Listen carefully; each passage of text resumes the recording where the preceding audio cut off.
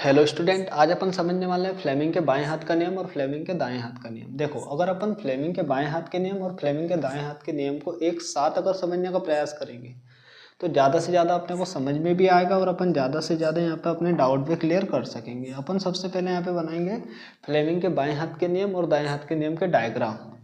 ठीक है, तो यहाँ पे अपन हाथ नहीं बनाएंगे, यहाँ पे केवल एक तीर वाला अपन चित्र बनाएंगे जिससे अपन ज़्यादा अच्छे से समझ सकें। यहाँ पे अपन ने बना लिया बाएं हाथ के लिए, ये बना लिया अपन ने दाएं हाथ के लिए। ठीक है, यहाँ पे ये अपना अंगूठा, यहाँ पे ये अपनी तर्जनी। ठीक है, यहाँ पे आ गई अपनी मध्यमा उंगली। ठीक है, अंगूठा तर्जनी मध्यमा, यहाँ पर भी अंगूठा तर्जनी, ये हो गई अपनी मध्यमा उंगली।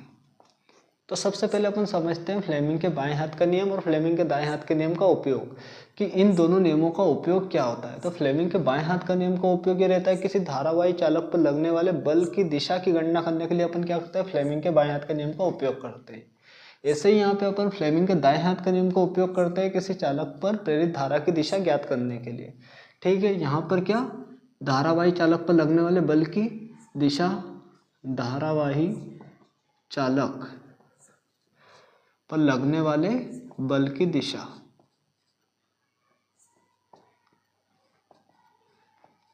ठीक है, और यहाँ पर क्या करते हैं अपन, प्रेरित धारा की दिशा ज्ञात करते हैं, प्रेरित धारा की दिशा।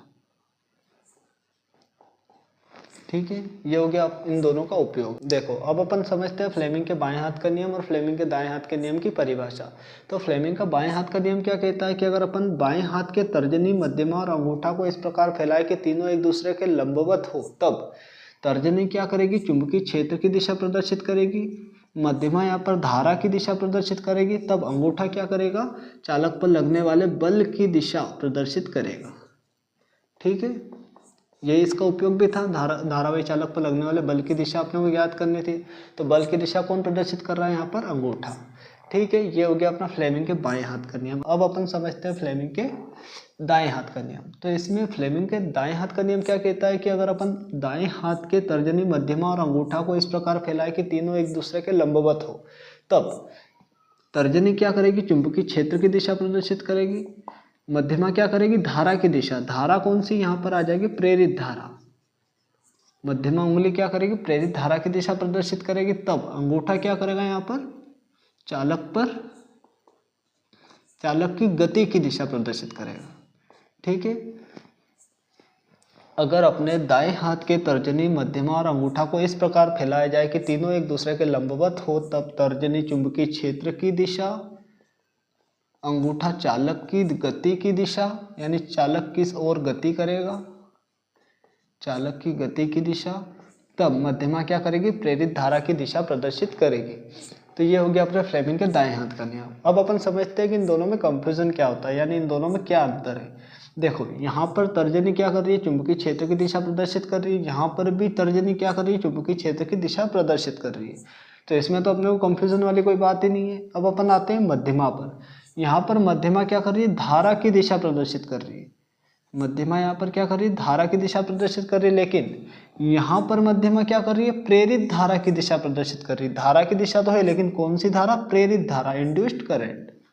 ठीक है, यहाँ पर अंगूठा क्या कर रहा है, बल की दिशा प्रदर्शित कर रहा है, लेकिन अंगूठा यहाँ पर क्या कर रहा है, चालक की गति की दिशा। देखो, यहाँ पर चालक पर लगने वाले बल की दिशा, ये इसका उपयोग भी है, और यहाँ पर प्रेरित धारा की दिशा, ये इसका उपयोग है। पर प्रेरित धारा की दिशा कौन प्रदर्शित कर रहा है, यहाँ पर मध्यमा।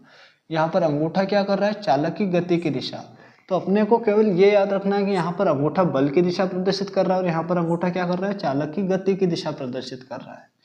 ठीक है, मध्यमा यहाँ पर भी धारा, यहाँ पर भी धारा, लेकिन यहाँ पर कौन सी धारा, प्रेरित धारा। यहाँ पर तर्जनी चुंबकीय क्षेत्र और वहाँ पर भी तर्जनी क्या कर रही है, चुंबकीय क्षेत्र की दिशा प्रदर्शित कर रही है।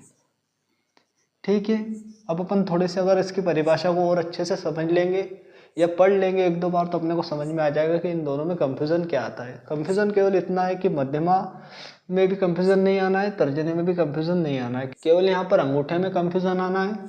यहाँ पर अंगूठा क्या करेगा, बल की दिशा प्रदर्शित करेगा, यहाँ पर गति की दिशा प्रदर्शित करेगा, चालक की गति की दिशा, यानी चालक किस ओर गति कर रहा है। उम्मीद है आपको फ्लेमिंग के बाएं हाथ का नियम और दाएं हाथ का नियम अच्छे से समझ आया होगा। मिलते हैं नेक्स्ट वीडियो में, तब तक के लिए जय हिंद।